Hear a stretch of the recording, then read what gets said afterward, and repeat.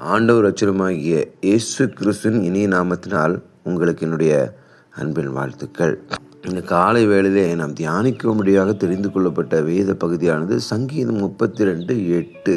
நான் உனக்கு போதித்து நீ நடக்க வேண்டிய வழியை உனக்கு காண்பிப்பேன், உன்மேல் என் கண்ணை வைத்து உனக்கு ஆலோசனை சொல்வேன். என்ன ஒரு அருமையான வேத வசனம்! இந்த இடத்துல நான் உனக்கு போதித்து, பரிசுத்த ஆவியானவர் இந்த இடத்துல கிறிஸ்து பேசிய வசனங்களை நமக்கு போதிக்கிறவராக இருக்கிறார். அப்போஸ்தலர்ல பவுலும் இதைத்தான் சொல்கிறார். ஆண்டவராக இயேசு கிறிஸ்து எழுதின வசனங்களை நமக்கு ஆவியானவர் கற்றுத்தருவார். அதே போல எனக்கு பிரியமானவர்களே, நீங்களும் பரிசுத்த ஆவியானவரை பெற்றுக்கொள்ளுங்கள். பெற்றுக்கொண்டால் அவரோடு கூட ஐக்கியமாகுங்க. மனுஷ ஆவியை புறம்பே தள்ள ஆவியானவரோடு அதிக ஐக்கியம் வேண்டுமெனில் அதிக நேரம் ஜெபியுங்கள். தீர்க்க தரிசனமாக தேவ சமூகத்தில் காத்திருங்கள். பரிசுத்த ஆவியானவர் நிறைந்து அந்நிய பாஷை பேசுங்கள். அந்நிய பாஷை வரம் ஒரு அடையாளமாய் காணப்படுகிறது.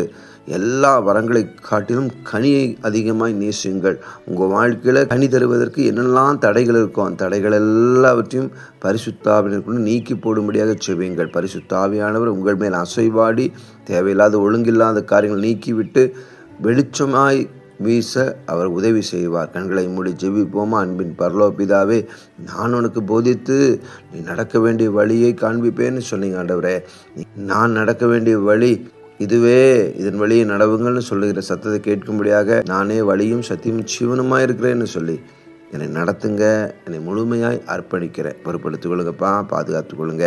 இயேசுவின் நாமத்தின் நல்ல பிதாவே, ஆமேன். எனக்கு பிரியமானவர்களே, king line of Judah prophetic ministry சார்பாக, இம்மானுவேல் லிட்ரேச்சர் சர்வீஸ் சார்பாக நான் உங்களை கிறிஸ்துவுக்குள்ளாக வாழ்த்துகிறேன். தேங்க்யூ.